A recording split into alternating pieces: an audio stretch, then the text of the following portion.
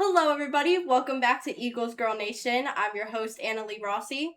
Today, for this episode, I will be interviewing probably the number one Dallas Cowboys hater, and for that, my favorite content creator, Erock Emanuel, aka Erock Eagles. Thank you so much for having me on. I appreciate it. And football season's right around the corner. So super excited to talk with you about some birds. Thank you. All right. For our first question, for those that don't know you, who is Erock? Erock is, or I am, a lifelong Eagles fan, current season ticket holder, and a content creator since 2008. 2008, I started on YouTube before Instagram, before TikTok, before Twitter. When your social media offering from Eagles fans was me and four other guys on YouTube. And very proud to say that all these years later, here I am still standing, and now I get to enjoy it with my own son. And yeah, that's who I am. As a content creator and a season ticket holder who loves the birds. That is amazing. 2008. That's awesome. Like, not many people get to say that they've been doing content creation for that long.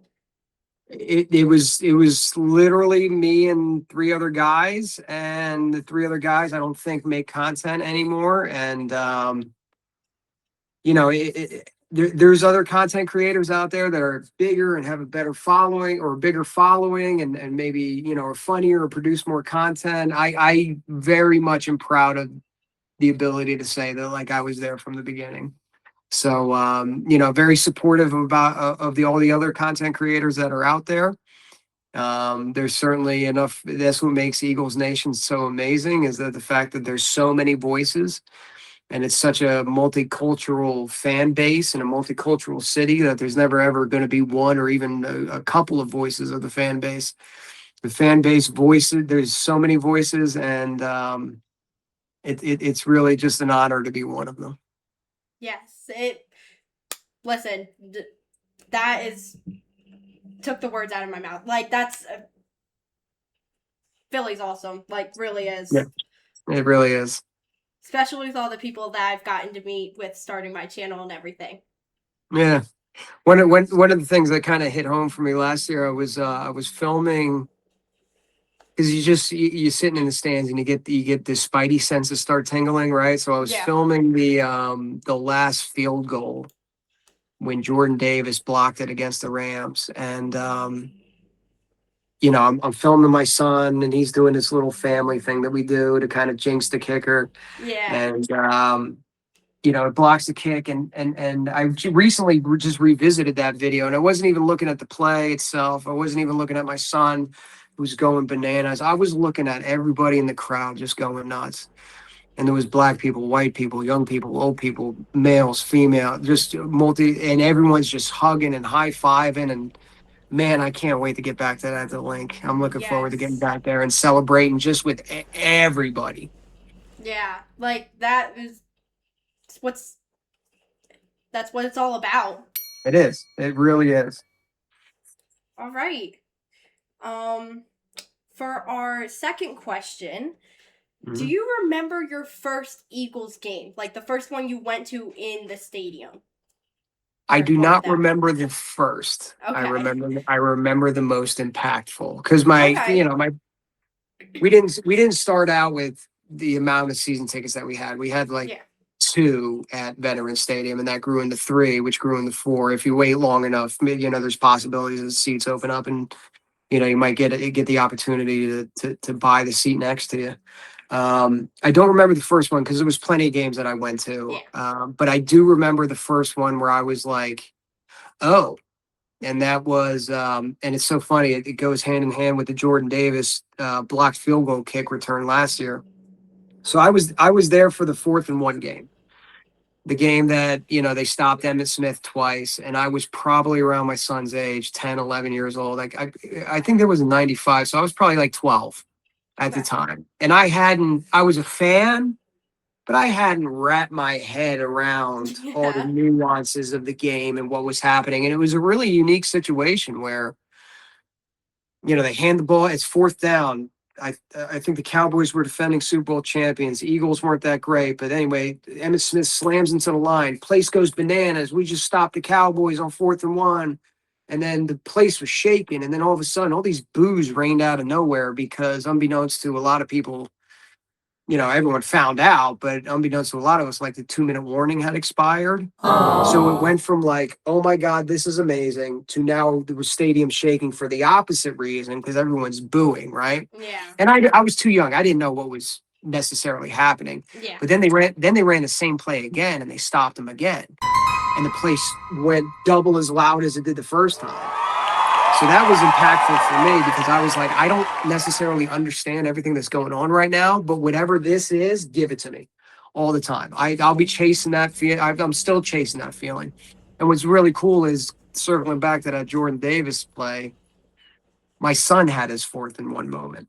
Mm-hmm. So he talked about that for the next 2 weeks at the bus stop. Oh my God, I can't believe he played. That was so cool, blah, blah, blah. So it was really cool to have my most impactful moment, even though it wasn't my first game, and to watch him have his most impactful moment that really hooked him into being an Eagles fan. That is amazing. Yeah. For you and for him. Those are 2 great moments. Yeah, and I got it on film. I got the whole thing on film, which is awesome. That is awesome. Because then you can always go back and look at it, like you said. Like, yep. That's the best. Yeah, it really is the best. That's I've been doing this 18 years. I've had a lot of great opportunities and a lot of amazing experience. There has been nothing more fun in my life than getting to enjoy this with my kid and watching him. He was just at training camp getting autographed, and he's so proud that he got 10 autographs on his mini helmet. I'm like, man, I remember when that was me, it's the kid trying to get everyone's autograph. And so it's really cool to watch him go through the same things that I went through when I was a younger fan. Yeah. 10 autographs. That's amazing. Yeah, he did pretty good for me. He did all right. He did. Dad knows a couple people, so I helped him out a little bit. But yeah, he did it all on his own. I like it. That's awesome. All right. For our third question, what is one game you could watch over and over again?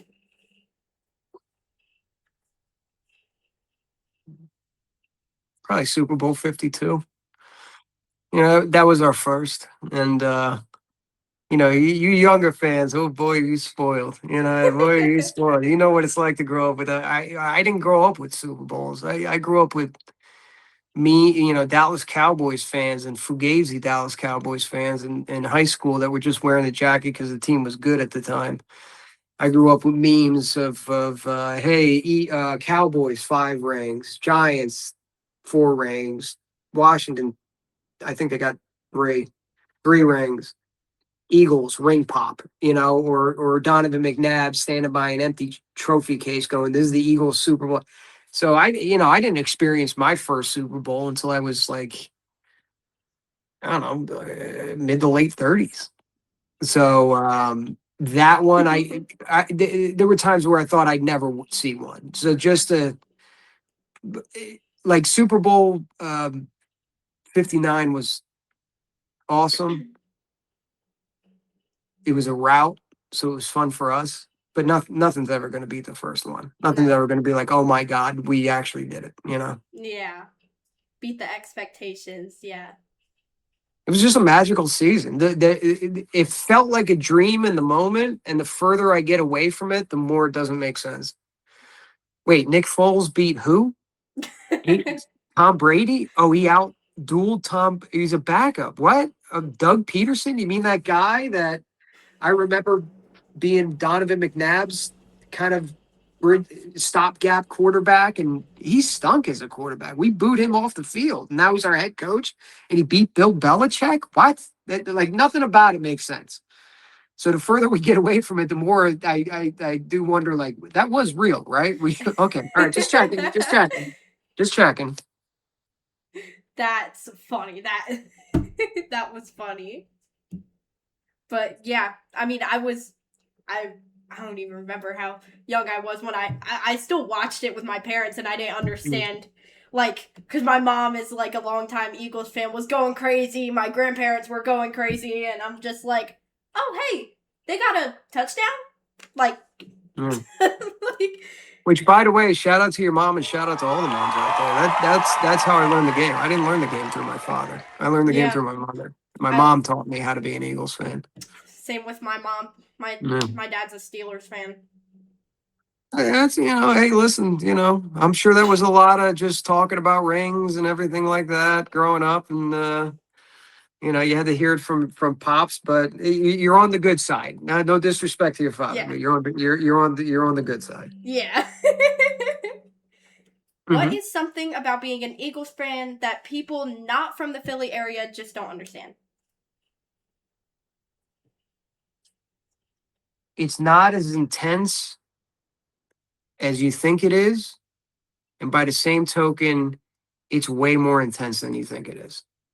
So what I mean by that, and it's a total contradiction. What I mean by that is, like, I got coworker buddies that are Giants fans, and one of them's a Commanders fan. And I had to take him to the stadium. He's like, I'm not going to the stadium. I'm going to get beat up. No, you're not. Stop.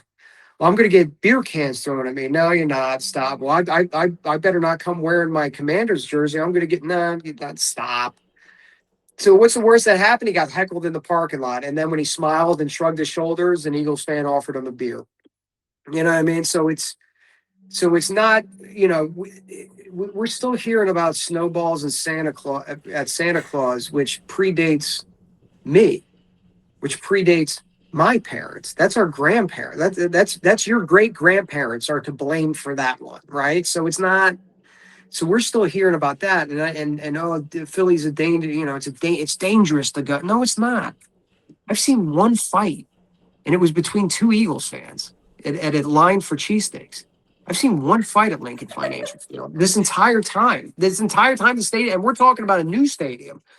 I've seen one. I've been you know what I mean? I've missed 5 games at the Link, and I've seen one fight. So it's not as intense as people kind of perceive it to be, as far as a dangerous, rowdy. And then you walk the parking lots and you realize, oh, it's just as intense as you think it is. Like we're all in. Game days are a thing of religion to us. Lincoln Financial Field is our church. It's very communal. We take it very seriously. And this is something, like, when I was your age and growing up, I just thought that was all fluff. Because you hear everybody at the end of the Carolina Hurricane did they win the Stanley Cup? They won the Stanley Cup, right? Whatever, but some small market hockey team is going to hold up the Stanley Cup and say, "Oh, this is for the greatest fans in the NHL." Really, Carolina fans are the greatest fans in the NHL or the NBA? Oh, the Milwaukee Bucks win it, and they hold up the NBA trophy and they go, "This is for the best fans in the NBA." Are they really the best fans in the NBA? So whenever I heard them talk about Eagles fans as like the most passionate, most vocal, craziest, loyal fan base in the NFL, I always kind of took that as, like, with a grain of salt. Again, that's what everybody says about their own fan base. Yeah. And then when I started traveling as an adult, I was like, oh wow, no, that's really for real. That's because I went to the other stadiums where it's your home opener, and there's a third Tampa Bay Buccaneers fans, there's a third Eagles fans, and the stadium's a third empty. I've been to Baltimore Ravens games where it's the last home game of the season and they're still in a playoff hunt and the stadium's half empty.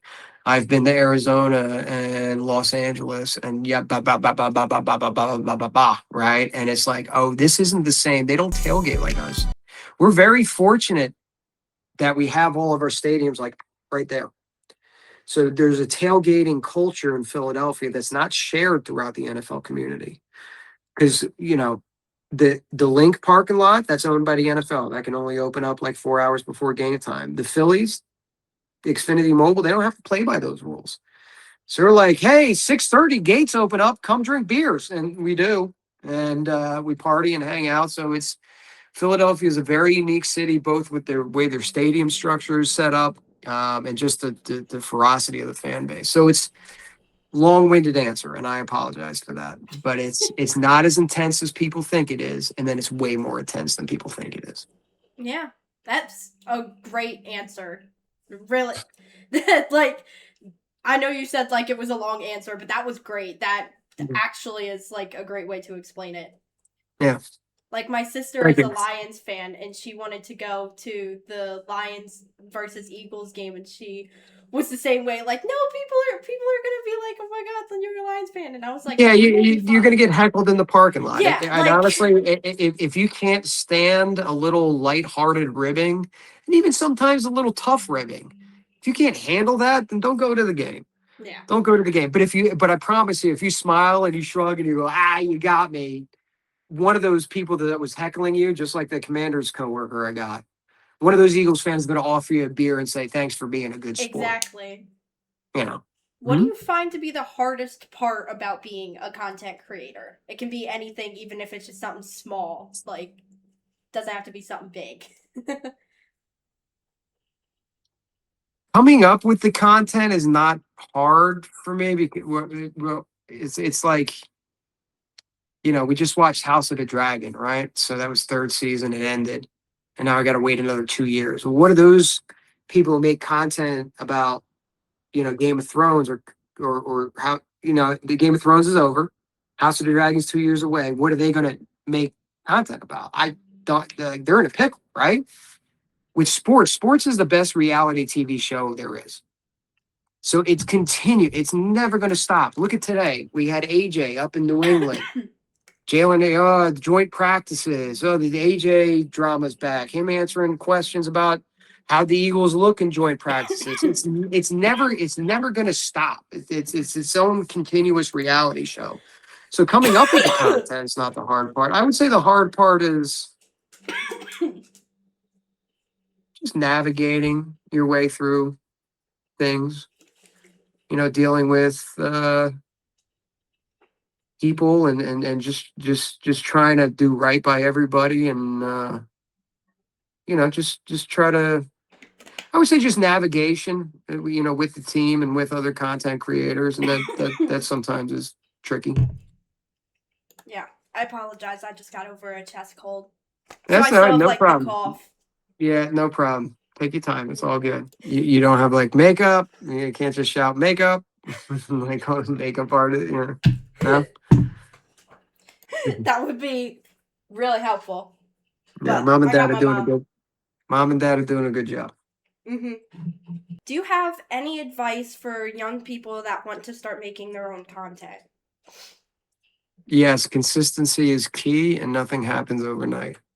So I get asked this a lot, and I have to admit that if I was to start now, I probably would struggle to get the audience that I have. I very much have the benefit of longevity and having been there from the beginning, which has helped build my audience. I've kind of reinvented myself a couple times. I've kind of switched platforms a couple times. I've always tried to know what's happening next. So YouTube and then Twitter popped off, and I jumped on Twitter, and that was my main platform. And then podcasting started popping off. So just from a marketing mind, I'm always trying to see down the field. Like, you can look at other people in entertainment, their careers, and the ones that have staying power, the ones that reinvented themselves and not have the same image every single time and try to keep it fresh and new. And but the number one thing I would tell people is like it doesn't happen overnight. I see too many people who have podcasts, like have a podcast for a year and then quit because they're not getting the views that they think they should have. They look at maybe my content or Malik's content or Philly Sports Guy's content, and they're like, they got 100,000 followers and they get, they put a video up that day, they've got 2,000 views. Yeah, but that was consistency. That's a testament to just continuing to show up day after day, week after week, year after year, and keep killing it. A lot of people start something and then they're not getting that immediate feedback, or they're wondering like, why my content's better. Why is this person getting more views than I am? Well, probably because they've been at it for 5 years longer than you have. If you stay at it for 5 years, you'll be at their level. So I just tell people, like, don't get frustrated early because you're not getting the views and the clicks. In fact, when you start, You don't want the views and the clicks because chances are you suck at it. There was a point in time where I had 0 followers, 0 likes, 0 subscriptions. And I got to tell you, my videos sucked. They were terrible. They were so bad that when eventually I started to get some credit to my name and, did some on-air work for the Philadelphia Eagles who paid notice to me, people would go back and watch my stuff from like 2008. And they'd be like, what even is this? This is terrible. So I delete all those videos because people were looking at like my preseason, my trial runs, me trying to find myself and my voice and my style. And so, your first couple years in, you don't want to kill it. You don't know what you're doing. Chances are you're not good at it. You get good at it with experience, right? So you don't even want the viewership. You don't want the likes. You don't want the clicks. Get your feet underneath you. Put in the hard work, grind it out. So that way, when you're ready for the people, when the people want to hit subscribe, when they want to hit like, when they want to hit follow, you're giving them quality because nobody comes right out the box and gives quality. Nobody. You have to cut your teeth. You have to go through the growing pains. You have to go through the awkward phases. You have to. And it's trust me, it's better off nobody watching that. And then you get good and then you start to get your followers. But that takes time. That's what I want to see out of you. I want to see consistency. All right. So just if one person watches the video and one person gives you a thumb up, great. You're taking mental reps. You're sharpening your style. You're sharpening your voice. You're sharpening what you want to present yourself as. So just keep doing it. Like that's what I want to see out of you is just consistency. Keep showing up. The likes, the views, the follows, the opportunities, they'll come. Might not be for years, but they're there. Just you have to grind for it. You have to want it bad enough. All right? Yeah. Thank you. You got it. What is something you wish you knew when you first started content creation that you know now? How long you got? Longest the answer is. Oh my goodness, so much. But that's I take pride in that. You know what I mean? I've goofed up plenty of times. I have, I look at some of the stuff I did and I'm like, oh, God. You ever get the cringies? Like, oh, man, why did I say it? Why did I make that video? What the hell was I thinking? But and this is not just content creation. This is life. You can't be scared to put yourself out there and try. Try to do the right thing. Always try to do the right thing. And you'd be surprised in life how much the right thing and the beneficial thing line up perfectly. So just try to do the right thing. But I take a lot of pride in falling down and getting back up. That's just me in life. Like adversity is part of the human condition. So the more times you can embarrass yourself on camera and then go, oh my God, what was I thinking? And then realize that, oh, that wasn't that bad. And then just keep moving and keep moving forward. That's about that consistency I kept talking about. So there is and maybe someday I'll write a friggin' memoir of just a letter to my younger self. Like this is everything, all the pitfalls, all the mistakes, all the, hey, watch out for this, in all of it. I take a little bit of pride in, okay, I tried something different that nobody else was doing at the time. 18 years later, I'm still here and I'm still banging out content and I'm enjoying it with my kid. And I've got opportunities that a lot of Eagles fans that when I was a kid that I dreamed of. I never dreamed about doing a lot of stuff that I do. But if I was scared to make a mistake, then I wouldn't be here, If I was scared to look foolish or that somebody would judge me or leave me a nasty comment, then I wouldn't be here having the fun that I'm having and having the opportunities that I had. So, you know what I would tell my younger self? Listen, kid, just don't grip the bat too tight. Loosen up, have fun, make your own mistakes, learn from those mistakes, show yourself some grace, move forward, and keep being consistent. That's what I would, because like if I was like, hey, listen, don't do this, you're gonna make this mistake, then I didn't learn the lesson. All I had was somebody telling me not to make the mistake. I didn't learn the lesson. And that's just in your life. If you make a mistake or you screw up, take accountability, learn, get the lesson, keep that with you, and then just move on. But as long as you take the lesson, you can move on, right? I know I'm going into dad mode right now, but like, just bear with me. So, what did you think about our secondaries from the Eagles Ravens preseason game? I don't put too much stock into preseason games. Yeah. That being said, I needed to see a little bit more out of that offense. I thought the linebackers played. The one linebacker gave up that long pass. It was like a wheel route to the tight end. It was really good coverage. It was a great play by the receiver, and it was a great, even better throw by the quarterback. I thought the linebackers played well. I was impressed with our right tackle of the future. There's not a whole lot to talk about because they didn't look great, right? So even though it's like, hey, it's preseason, I don't put a lot of stock into this. You would still like to have seen a lot more. And, what's coming out of joint practice with the New England Patriots. I was working all day, so I still have to review all that and take a look at the videos for myself. But just listening to the radio, it sounded like they struggled a little bit. And this offense, it's a new offense. It's a new scheme. It's new for Jalen. There's new receivers. So there's going to be a lot of adjusting.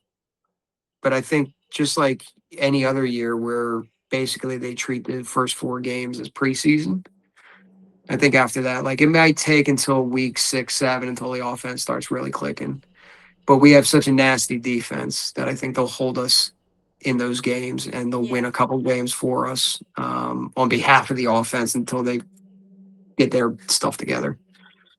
Yeah. But I don't think the offense is going to be bad. I really don't. I saw it for myself. The running lanes that these guys have to go through. I've watched Saquon. I've watched Tanks Bigsby, and yeah, they look explosive. Forget explosive. Look at the hole. I'm 44 years old. I could run through that hole. So there's stuff to be encouraged. The wide receivers, yeah, you're not going to have that one dominant AJ Brown. You're going to have a lot of guys, but a couple of those guys like Cooper and Wicks, like they're really stepping up to be a number 2 to Smitty and a number 3. So I think the offense was so dreadful last year, and it really was. It was terrible. That it was painful to watch. That it's going to be a lot better, but it might not reach its full potential as far as the 2026 season is concerned until like week 7. Yeah. What is one piece of advice you would give me as a young content creator? Find your voice. Find what makes you unique, and do that. Don't try to be anybody else. Don't try to mimic anybody's style. Find what makes you uniquely you.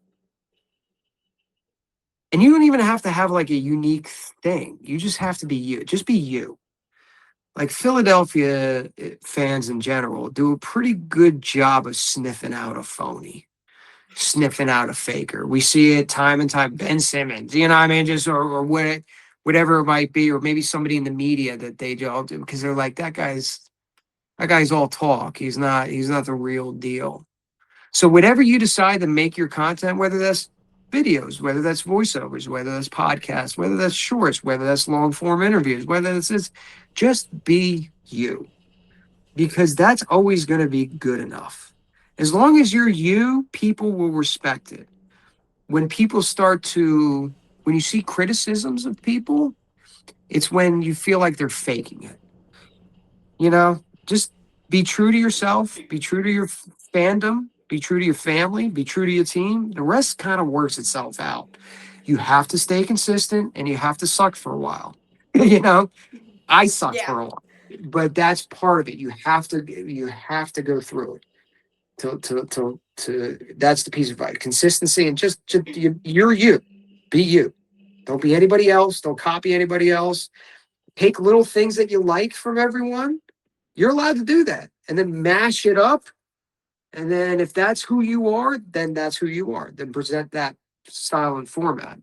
But don't try to fake anything, Be you. That's great actually. I like that. Yeah. Thank you everyone for watching. Here's to season 3 of Eagles Girl Nation, and as always, go Birds. Go Birds. Thanks for having me on.